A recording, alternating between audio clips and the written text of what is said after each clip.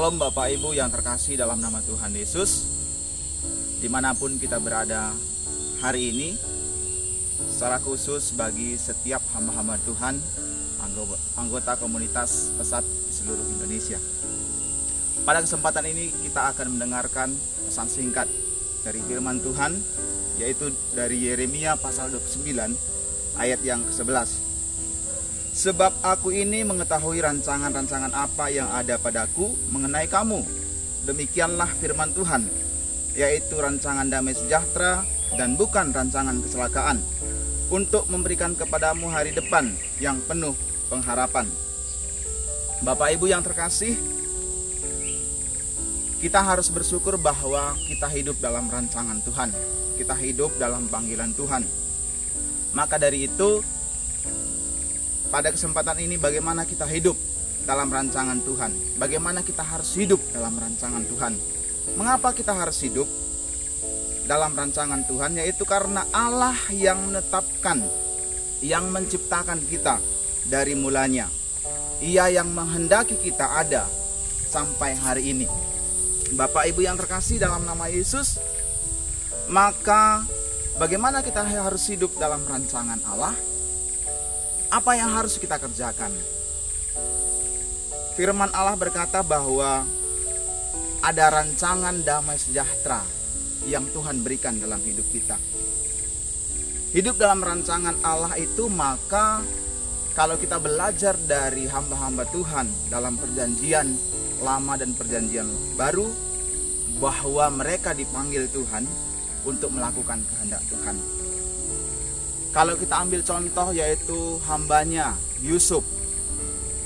Saya percaya bahwa sejak kecil sampai kemudian ia dewasa, sampai kemudian ia dipanggil Tuhan untuk menjadi pemimpin di Mesir, maka kita melihat bahwa sesungguhnya Yusuf mengikuti, Yusuf hidup dalam rancangan Allah. Bapak Ibu yang terkasih dalam nama Tuhan Yesus, maka apa sih yang kemudian ada dalam kehidupan orang-orang yang hidup dalam rancangan Allah? Yang pertama adalah pastinya orang yang hidup dalam rancangan Allah, yaitu memiliki hidup kekal. Di dalam Yohanes 3 ayat 16 dikatakan bahwa karena begitu besar kasih Allah akan dunia ini, sehingga ia mengaruniakan anaknya yang tunggal, supaya setiap orang yang percaya kepadanya tidak binasa, melainkan beroleh hidup yang kekal. Bapak Ibu yang terkasih dalam nama Tuhan Yesus, maka kehidupan kita ketika kita hidup dalam rancangan Allah sudah dipastikan ada jaminan kekal. Maka yang kedua adalah adanya penyertaan Tuhan jikalau kita hidup di dalam rancangan Tuhan. Dalam Alkitab, ketika ada hamba Tuhan yang dipanggil Tuhan, maka ada penyertaan Tuhan yang menyertai mereka. Ketika ada penyertaan Tuhan, maka ada kelimpahan, ada kemudian berkat-berkat Tuhan yang dicurahkan bagi hamba Tuhan tersebut. Oleh karena itu, ketika kita hidup dalam rancangan Tuhan, mari kita rasakan penyertaan Tuhan dalam kehidupan kita, dalam kehidupan pelayanan kita. Yang berikutnya adalah diberkati.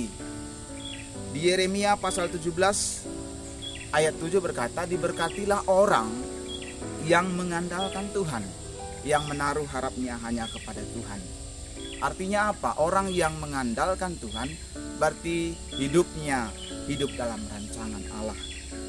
Lalu kemudian Bapak Ibu, yang berikut adalah orang yang hidup dalam rancangan Allah, maka hidupnya akan dibawa naik oleh Tuhan. Tuhan berkata, aku akan menjadikan engkau kepala dan bukan ekor. Artinya apa Bapak Ibu?